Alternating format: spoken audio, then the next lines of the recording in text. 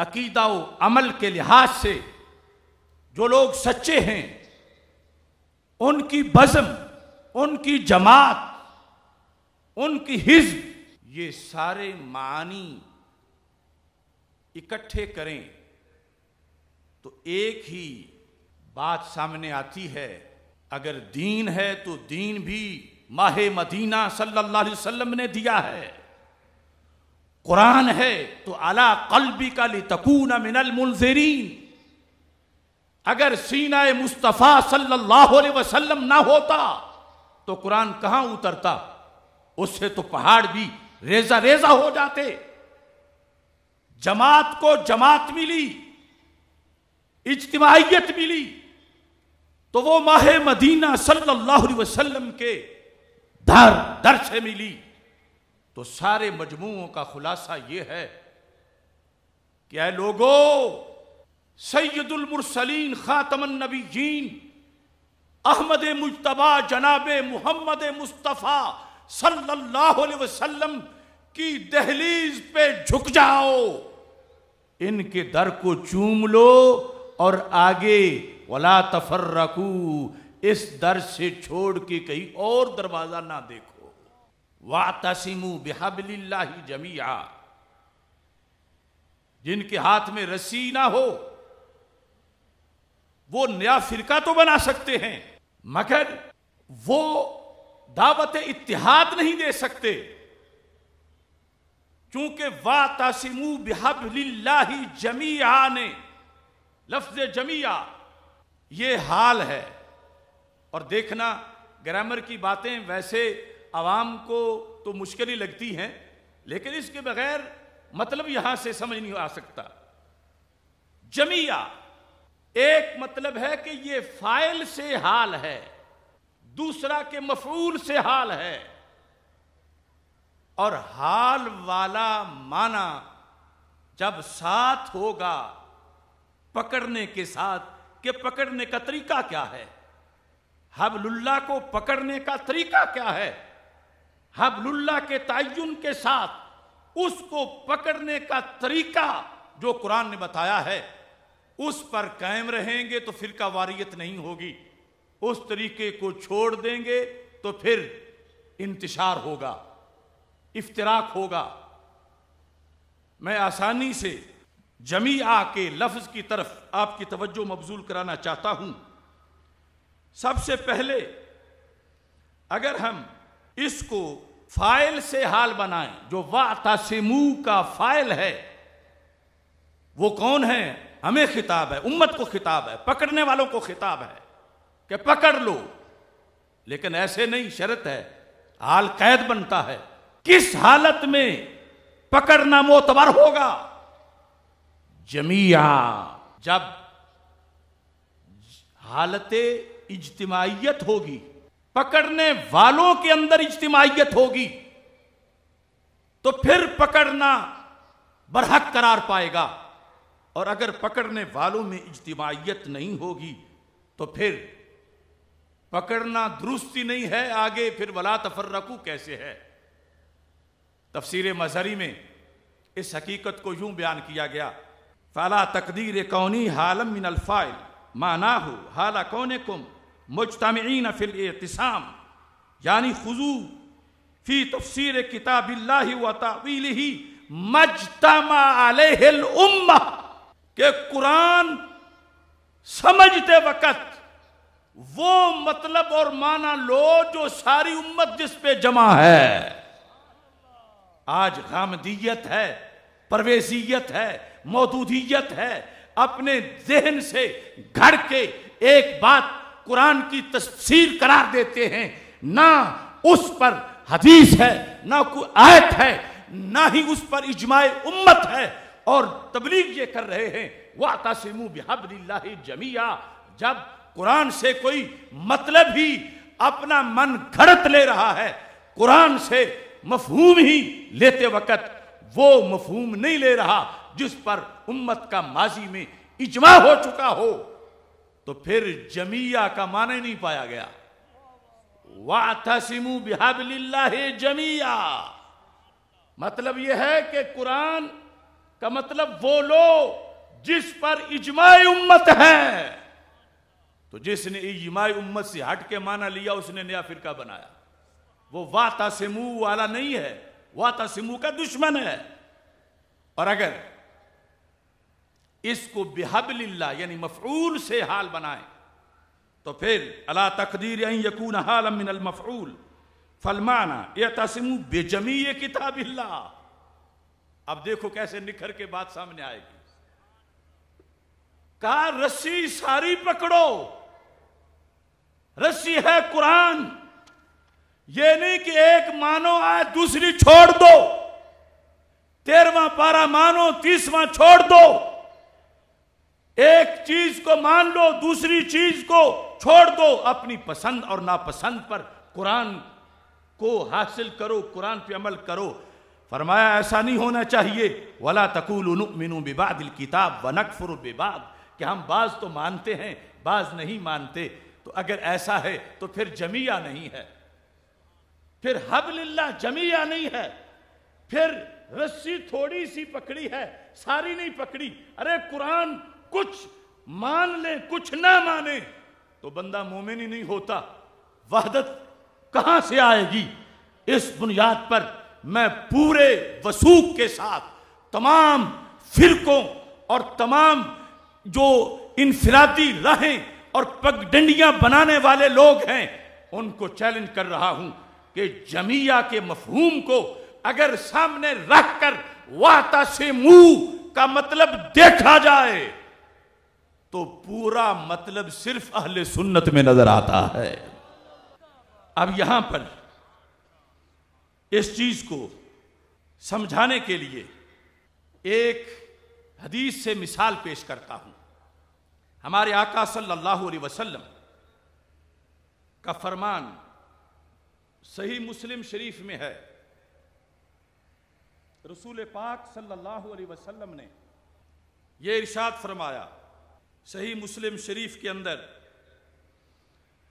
हदीस बुनियान जो बुखारी शरीफ में है, मुस्लिम में है।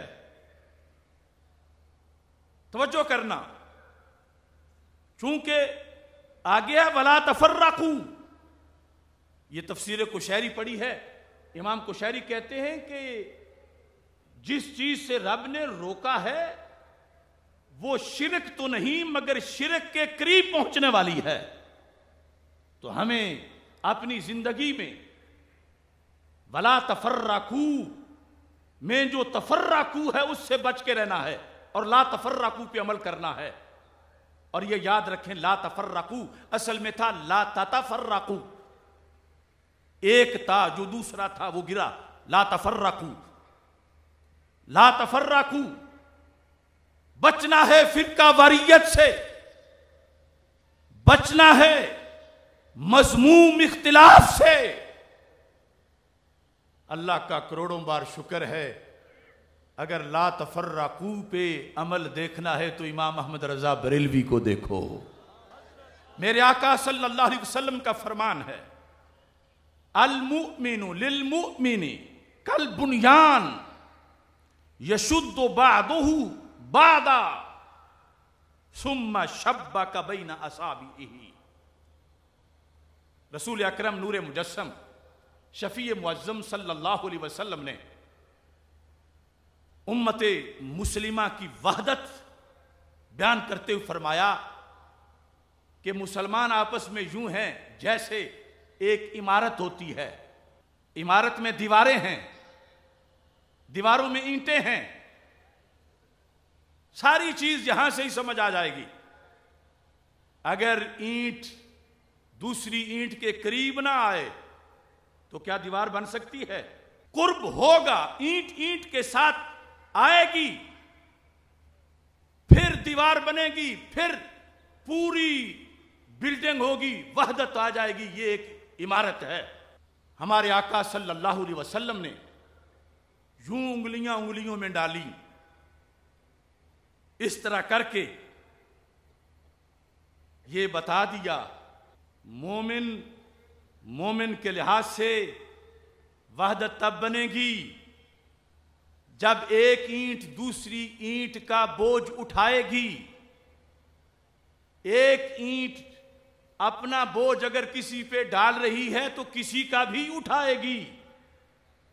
अगर ईंटें मुंतशिर पड़ी हों, कितनी ही अच्छी क्यों ना हो, वो ढेर कहलाता है, दीवार नहीं। ढेर में पड़ी ईंटें तरतीब में आ जाएं, वहदत आ जाए तो फिर किला बन जाता है। अगर वो ईंटें वैसे पड़ी हों तो डाकू को रोक नहीं सकती, चोर को रोक नहीं सकती, अंदर मुकद्दस जगह तक जाने से कुत्ते को रोक नहीं सकती, फिर किसी छत का बोझ बर्दाश्त नहीं कर सकती, फिर खजाने को बारिश से बचा नहीं सकती। और जब उनमें वहदत आ जाती है तो फिर सारे काम कर जाती है। एक ईंट अकेली टनों वजन के नीचे पिस जाए, मगर जब ईंट ईंट से मिलती है तो फिर उसमें कुव्वत आती है। आते आते मिलते मिलते वो ईंटें हजारों टन वजन भी उठा जाती हैं, मगर उठाती तब हैं जब एक दूसरे के करीब होती हैं, उठाती तब है जब उनमें वहदत होती है, और उठाती तब है जिस वक्त वो एक दूसरे को बर्दाश्त करती हैं। अब उनकी कुव्वत बढ़ जाती है, उनका फायदा बढ़ जाता है। मेरे आका सल्लल्लाहु अलैहि वसल्लम ने यूं उंगलियां हाथों में हाथ डालकर क्या बताया, सिर्फ एक हाथ ऐसे हो, इसमें इतनी ताकत नहीं जितनी इस तरह दोनों को मिलाकर कुव्वत बढ़ जाती है, और इसको खोलना हटाना अगले के लिए मुश्किल हो जाता है। ऐसे ही जो ईंट दीवार में आ गई और दीवारों पे छत आ गई, अब दीवारों से एक दूसरे की ताकत बढ़ गई, ऊपर छत है, अब जल्दी वो दीवार गिरेगी नहीं। ये सबक हमारे आका सल्लल्लाहु अलैहि वसल्लम ने वहदत का बुनियान की मिसाल से दिया। ये मिसाल तो अक्सर लोग हदीस में जो है पढ़ते हैं, बताते हैं, लेकिन मेरा उन लोगों से इख्तिलाफ है जिन्होंने इजलास में एक जगह किसी बदअकीदा को बिठाया, दूसरी जगह किसी को, तीसरे की किसी को, और सारा हाल भर के कहा ये वहदत उम्मत है। मैंने कहा हरगिज नहीं, वहदत उम्मत अजसाम की वहदत से नहीं, नजरियात की वहदत से है। अगर नजरिए जुदा हों तो जिस्मों का इकट्ठा बैठना आरजी है। ईंट ईंट के करीब जरूर हो, मगर वो ईंट तो हो। ईंट हो तो फिर उसे जरूर फिट करो। ईंट हो जो बोझ उठा सकती हो, पकी हुई होगी तो बोझ उठाएगी। नजरिए के भट्ठे में पकी हुई होगी तो बोझ उठाएगी। दूसरे कहते हैं बस ईंट होनी चाहिए, सब एक जैसे हैं। वो भी तो उसी आदम अलैहिस्सलाम की औलाद हैं, वो भी तो ऐसे हैं वैसे हैं। मैं कहता हूं मट्टी तो वो भी है जो कच्ची ईंट की है, मट्टी तो वो भी है जो कच्ची ईंट भी नहीं वैसे कस्सी से उठा के थोड़ी सी रख दी है। मट्टी तो वो भी है जो खाली में तर मट्टी है, मट्टी तो वो भी है जो गंदी नाली की मट्टी है। अब इसे कहोगे वहदत कि एक तरफ उस मट्टी से बू आ रही है, दूसरी तरफ वो मट्टी पानी में घुल रही है, तीसरी तरफ वो मट्टी वो इकट्ठी खुद नहीं है, चौथी जगह वो बोझ उठाने के काबिल नहीं है। तो ऐसी बिल्डिंग तो चोरों को ही फायदा देगी, ऐसी बिल्डिंग तो कैसे बोझ उठाएगी। लिहाजा वहदत नहीं कि ये नहीं कि एक जगह तुम उसे बिठा दो जिसका अकीदा तौहीद दुरुस्त नहीं, दूसरा उसे बिठा लो जिसका अकीदा रिसालत दुरुस्त नहीं, तीसरा उसे बिठा लो जो नामूसे सिहाबा के खिलाफ बक बक करता है, चौथा वो रख लो जो नामूसे अहले बैत पे हमला करता है, और कहो ये वहदत उम्मत है। नहीं, ये धोखा तो हो सकता है, वहदत नहीं हो सकती। वहदत के लिए ईंट का ईंट होना जरूरी है।